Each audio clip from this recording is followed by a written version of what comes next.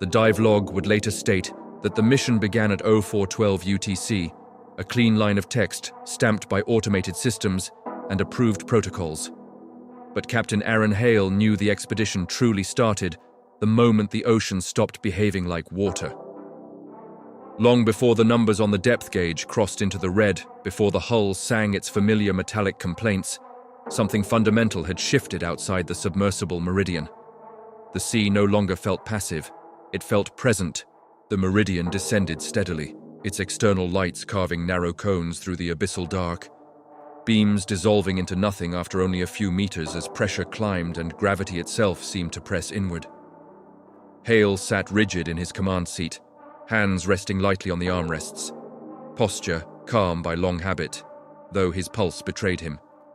He had commanded deep-sea vessels for most of his adult life, guided crews through storms, trenches, and black zones where maps grew unreliable. Yet this descent carried a wrongness he couldn't quantify, an unease that refused to form into a rational warning. Instruments were stable, oxygen flow was nominal, structural stress remained within expected tolerances. The numbers told a story of routine. The silence outside told another. Lieutenant James Carter monitored propulsion and ballast with disciplined precision, fingers gliding across controls as if following muscle memory rather than conscious thought. Every adjustment was minimal, conservative, executed with the care of someone who understood how little forgiveness existed at this depth. Across the compartment, sonar specialist Owen Brooks cycled frequencies, brow furrowed as faint anomalies flickered across his display, only to vanish before he could isolate them. He muttered to himself, recalibrating, cross-checking, chasing ghosts the equipment insisted were not there. Marine biologist Claire Novak studied environmental feeds that showed nothing but void. A perfect absence so complete it unsettled her more than any spike or aberration would have. Life left traces. Even the deepest ecosystems whispered their presence through chemistry and motion.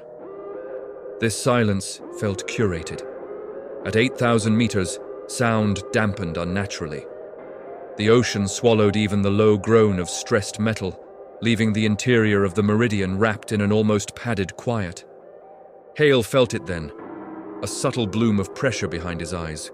Not painful, just insistent, like a thought he couldn't quite finish. He shifted slightly, dismissing it as fatigue, dehydration, the mind inventing sensations when deprived of reference points. He had done this before. He had ignored similar signals years ago, during the Artemis incident, a memory he kept carefully buried beneath procedure and silence. At 9,000 meters, the meridian crossed the last reliably mapped boundary. Beyond this depth, charts degraded into probabilistic models and academic speculation. Brooks adjusted his headset, jaw tightening. "Sonar's inconsistent," he said, choosing his words carefully. "Returns aren't behaving normally." Before Hale could respond, a single chime cut through the compartment, sharp and out of place. Brooks leaned forward, eyes widening. "Captain, I'm getting a return. Large. No, massive." The meridian lurched sideways without warning. Alarms barked as the sub spun under a slow, crushing force that felt less like impact and more like interception. Hale's hands flew to the controls as emergency lights washed the cabin in red. External lights flared, briefly illuminating a pale surface sliding across the viewport, textured and ridged, too close, too vast to comprehend at once. Another limb followed, then another, coiling around the hull with deliberate, measured precision. The outside world vanished as the creature's bulk blocked every beam of light. Inside, systems stabilized, just shy of failure, as if some external intelligence were adjusting pressure with care. The sensation behind Hale's eyes intensified, sharpening into something colder, heavier. In that moment, clarity struck him with terrifying certainty. This was not a collision. This was not an accident of the deep. This was contact.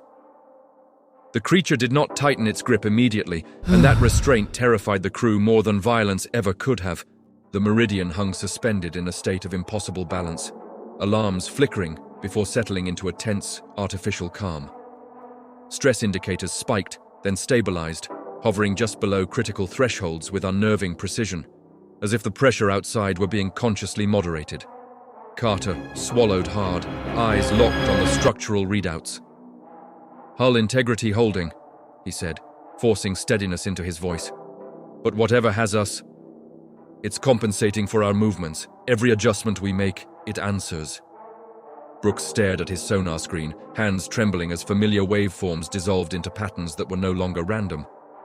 They repeated, folded back on themselves, formed symmetrical structures that defied known acoustic behavior. "It's not echoing us," he said quietly, dread seeping into his tone. "It's responding." Each pulse from the meridian returned altered, refined, as if filtered through an intelligence that understood the language of signals better than the humans who created them. Claire Novak leaned closer to her monitors, disbelief tightening her chest. Biological readings flooded her display, contradictory and impossible. The mass outside registered metabolic activity, but not in any pattern she recognized. It suggested dormancy and awareness simultaneously, a system capable of immense stillness while remaining fully alert. "This thing shouldn't exist," she whispered. "Not like this. Not at this scale." Outside the viewport, something shifted. A vast curvature slid into view, followed by an eye so large it filled the glass entirely. It did not blink. Its surface reflected the meridian back at itself, distorted slightly, as if seen through a depth greater than space alone. Hale felt the pressure behind his eyes sharpen into something invasive, no longer a vague sensation, but a deliberate presence. It pressed gently against the edges of his thoughts, not forcing entry, not demanding, but testing, measuring. Memories surfaced without permission. The Artemis, drifting powerless in black water years ago, systems failing one by one. The suffocating realization that procedure offered no solution. The ocean had watched then too. He had sworn never to descend this deep again, sworn the oath in silence where no one could hold him to it. The meridian rotated slowly, not under its own power, but guided. The motion was smooth, controlled, until the viewport aligned perfectly with the eye. Hale's breath caught. The fear that followed was sharp, but beneath it lay something far worse: recognition. A sense that this encounter was not random, not new, that they fit into a pattern older than their species. "It knows we're here," Carter said softly. "Not just that we exist, but that we're inside this thing." Hale's dread deepened as he understood the implication. The creature was not restraining them in preparation for attack.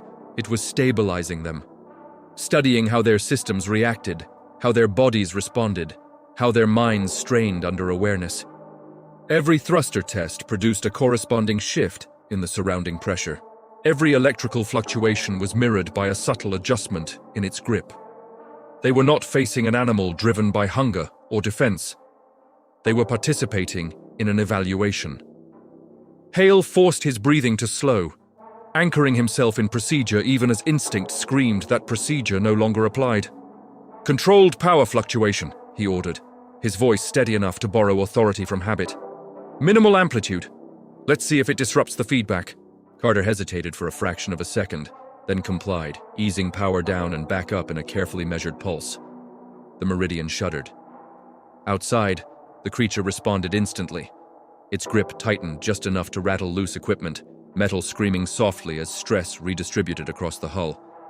Then relaxed again, recalibrated with terrifying finesse. It was not reacting emotionally, it was correcting variables. Brooks wiped sweat from his brow and flooded the sonar system with chaotic noise, scrambling output into layers of random interference, overlapping frequencies designed to obscure any meaningful signal. For a heartbeat, the structured patterns fractured, dissolving into disarray. Brooks let out a sharp breath of relief that died almost immediately. The patterns reassembled, refined, corrected faster than he could distort them. "It's learning," he gasped, "from the interference itself, adapting in real time." The implication hollowed the room. There was no upper limit to how much it could understand, no threshold where confusion would overwhelm it. The pressure behind Hale's eyes surged, no longer content to linger at the edges. It carried impressions that were not images, but states of being, vast and impersonal. He felt durations that dwarfed human history, spans of stillness so complete they redefined patience. Depths, layered like architecture, chambers stacked beneath chambers, movements planned not in seconds or minutes, but in centuries. The ocean was not empty space. It was structured, ordered, governed. Claire cried out softly and clutched her head, fingers digging into her hair as tears streaked down her face. It's compensating for us, she said between shallow breaths. Adjusting pressure, stabilizing temperature, preserving system equilibrium. It's keeping us alive. The words settled over the crew like a verdict. Survival was no longer theirs to control. Outside, faint bioluminescence bloomed far below, a slow awakening of light that revealed forms embedded in the seabed. They were colossal, larger than the Meridian by orders of magnitude, grown rather than built, their contours organic yet deliberate. Structures pulsed in synchronized rhythm with the creature's movements, a vast network responding as a single organism. Hale understood then that what held them was not alone. It was part of a system. The Meridian shifted position, guided gently into a pocket of reduced pressure, suspended within an invisible boundary that allowed drift but denied escape. Thrusters responded sluggishly, permitted motion only within predefined limits. Hale felt the surrounding framework settle, rules locking into place with absolute finality. Resistance was not provoking hostility, it was feeding analysis. Every attempt to fight only sharpened the system's understanding of them. A grim clarity took hold of him. They were not meant to escape through strength or ingenuity. There would be no clever override, no heroic surge of power. The path forward, if one existed at all, lay not in opposition, but in alignment. They were not being hunted. They were being observed within a controlled environment, evaluated according to principles so ancient and vast that human defiance barely registered as noise. Time inside the Meridian lost its familiar structure, stretching and compressing in ways the crew could feel, but not measure. Clocks continued to function, timestamps advancing with mechanical indifference, yet the sense of sequence dissolved. Moments blurred into one another as the creature maintained a perfect equilibrium around the submersible, allowing life support systems to operate while denying any meaningful ascent. Hale watched the readouts with a growing understanding that they were being permitted existence, not freedom. Fatigue crept in uneven waves. Carter's movements slowed despite his effort to remain sharp, his hands hovering over controls longer than necessary before each adjustment. Brooks sat rigid at his station, eyes unfocused, listening to patterns no one else could hear. Claire's breathing came shallow and quick, her gaze drifting between monitors as if searching for confirmation that reality still obeyed familiar rules. Hale felt the pressure behind his eyes settle into a constant presence, no longer a warning, but a conduit. He made his decision without announcing it. Protocol had already failed them. Obedience to it now would only prolong the evaluation. Hale reached forward and began stripping automation from the Meridian's control systems, one layer at a time. Adaptive compensation modules were shut down. Predictive stabilization routines went dark. The submersible became slower, blinder, simpler. Each system removed felt like shedding armor in hostile territory, but Hale sensed something shift outside as well. The creature's grip loosened by a fractional degree, as if the removal of complexity reduced its interest. "What are you doing?" Carter asked, unable to hide the tremor in his voice. "Making us less interesting," Hale replied. He took manual control, adjusting thrust in increments too small to register as intention. Rather than fighting the imposed pressure gradients, he matched them, aligning movement with the subtle rhythm pulsing behind his eyes. It was not a sound, not a signal, but a cadence he felt more than heard, a slow, deliberate tempo that governed the space around them. The Meridian responded, settling into the flow. Stress indicators dipped. The oppressive force outside eased, not retreating, but accommodating. Brooks's sonar flickered, then resolved into something narrow and unstable, a corridor of diminished resistance forming ahead of them. It wavered even as it appeared, collapsing at the edges, like a thought struggling to remain coherent. "There's something," Brooks whispered. "A path, temporary, it's not opening it, it's allowing it." Hale guided the Meridian forward with painstaking restraint, resisting the instinct to accelerate. Every impulse to rush was countered by the knowledge that urgency would be interpreted as deviation. Outside, the creature began to disengage, its limbs releasing the hull one by one. Not withdrawing in fear or defeat, but in controlled sequence. The surrounding darkness shifted, sealing itself behind them as they advanced, the environment correcting to erase the possibility of return. The enormous eye appeared once more, sliding into view with unhurried inevitability. It regarded the Meridian in silence, its reflection steady in the viewport. Hale met its gaze, feeling the pressure behind his eyes deepen, sharpen, then stabilize. For a fleeting moment, something passed between them that felt disturbingly like acknowledgement. Not approval, not warning. Recognition of a variable behaving within acceptable bounds. The corridor ahead narrowed. Systems flickered. The cadence behind Hale's eyes faltered, then resumed at a slower pace. Whatever rules governed this interaction were shifting again, and Hale understood with cold certainty that their release was not complete. They had not exited the system. They had merely been repositioned within it. The creature did not follow, but its presence lingered, vast and patient, as the Meridian drifted onward into a darkness that no longer felt like open ocean, but like an interior space whose boundaries had yet to reveal themselves. The corridor did not lead upward, and that realization settled slowly, like a truth too heavy to arrive all at once. The Meridian drifted forward, as if carried by a current that did not exist on any chart, its instruments reporting depth fluctuations too subtle to register as ascent or descent. Hale watched the numbers scroll with a growing sense of dislocation.